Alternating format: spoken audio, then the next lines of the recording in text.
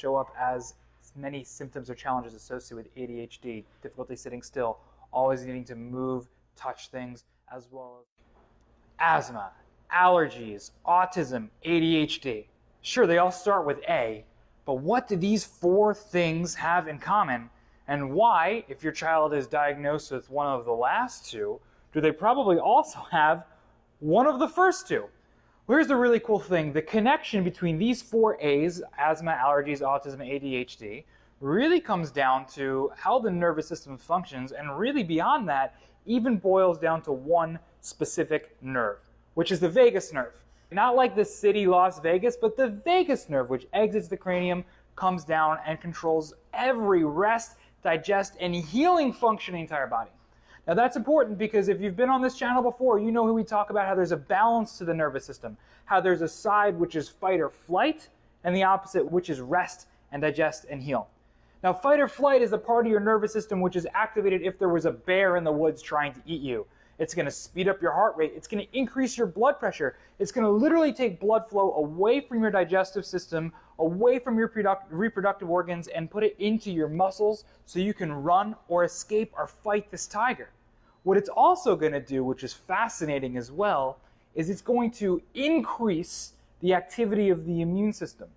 Well, it's going to increase the activity of the immune system because your body is designed so perfectly and so intelligently. It knows that if you were to fight or try to escape this bear, you have a high risk of injury. How horrible would it be if you escaped, saved your whole tribe, and then you died 3 days later of an infection? So your brain and your nervous system preemptively turn on the immune system to be able to fight that off. Now again, that's when you're in a state of fight or flight, which should be acute. It should be short term because either you're going to escape and run away from this bear or you're going to die.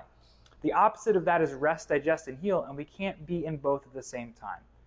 Now, for many different reasons, most is physical, chemical, and emotional stressors, and especially subluxation, what can happen is many of our kiddos aren't in this resting, digesting, and healing portion of their nervous system. Their body's stuck on the gas pedal. They're like a raging bull in a china shop. They're trying to drive around with a Ferrari engine and stop with bicycle brakes. Now that brake pedal, that rest, digest, heal nerve in the body is the vagus nerve. And because of the proximity to the upper neck, any misalignment or subluxation impact in the neck can impact the function of that vagus nerve. Now we look at that study after study after study actually connects, for the reasons we just described, the function of that nerve with the function of the immune system and the digestive system, which makes sense for allergies and asthma.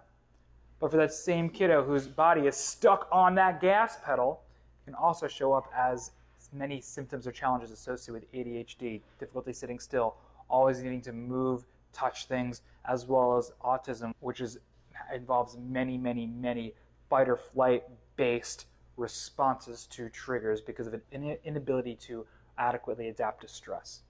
So if that makes sense to you, highly recommend getting your nervous system evaluated by a pediatric and neurologically focused chiropractor who can assess the function of the nervous system to literally measure the balance between the gas pedal and the brake pedal and find out if you or your kids can go for a little bit more resting, digesting, and healing by helping their vagus nerve function that much better.